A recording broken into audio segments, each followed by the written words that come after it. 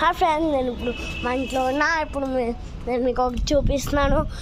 అది మీరు ఎప్పుడు చూడన్నట్టు ఉండిద్ది అనుకుంటా.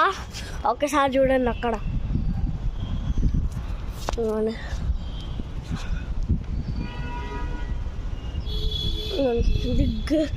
గొడవల్ని చూస్తా చూడండి, ఎంత బాగా వస్తుందో అక్కడ సన్సెట్, ఎంత బాగా అనిపిస్తుందో.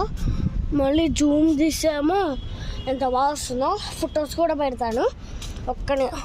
కొంచెం ఆగండి, ఫొటోస్